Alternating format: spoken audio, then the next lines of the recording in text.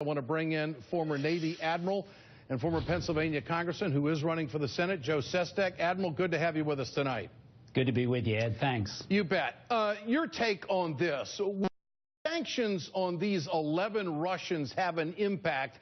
And is there an impact back on the American business side? These sanctions we've already imposed aren't going to have an impact in the short term. But over the longer term, as we do more sanctions, it certainly can have an impact. Look, this is a kleptocracy there. They have $230 billion, the cronies of Putin, stashed in Western economies. A lot of that money was done by laundering. A lot of that money was gotten by crime. And by using our Treasury Department in order to clamp down and begin to hurt those who are Putin's cronies can do a lot of damage. But, Ed, also understand that this may have some impact upon our economy, but I don't believe it's going to be that major at all.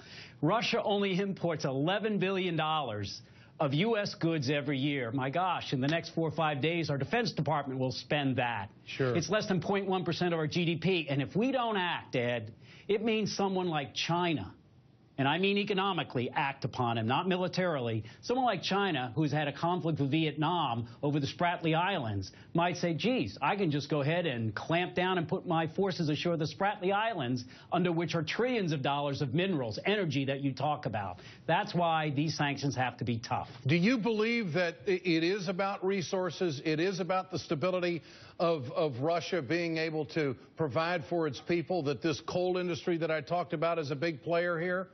I think first and foremost is about a lieutenant colonel who used to be in the KGB that has false dreams that somehow he can hold on to a Russian, a czarist type of empire that only now they have Belarus and Ukraine left to them. Okay. That's what I really. Number two, though, is it about the economy and energy? You bet it is. It's about that natural gas, about that oil in Western Siberia and Eastern Siberia.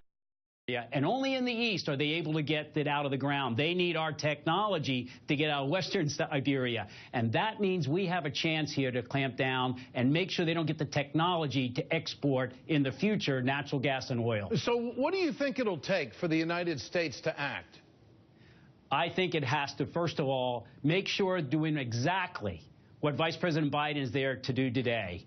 He's making sure, first and foremost, that a message is sent that the United States is in the forefront of leading NATO in its response to the Ukraine. And second, he's reassuring all our allies there that we are here to stay. Look, we have moved F-15 and F-18s into Latvia. We have moved them into Poland in the last couple days, just to reconfirm to our NATO allies that Article 5 of the NATO treaty, an attack on one of them is attacked against all of us, is firm. So we're moving military hardware now It's been a show of force, absolutely. Look, over the last few years, we've even done exercises in Ukraine. We have one with our Army and 14 other nations scheduled in Ukraine this summer.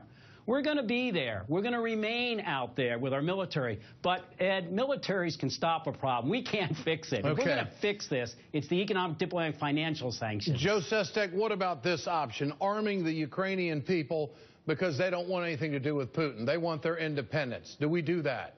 I think you are going to see NATO as a whole, led probably by Poland, that is going to give definitely non-lethal aid and, yes, some lethal aid. It'll be done primarily through training, giving them intelligence, helping them how to station forces in order to show that, you know, they're not alone. We will not defend them militarily, much like we didn't for Budapest or the Prague Spring when the old Soviet Union went in. Yeah. But they know that there's limits beyond which they can do, and that limits have to be demonstrated, Ed, by our economic financial sanctions. All right, Joe Sestak, we will have you back. This great resource, Admiral. Great to have you with us on the program. Love your insight. We want to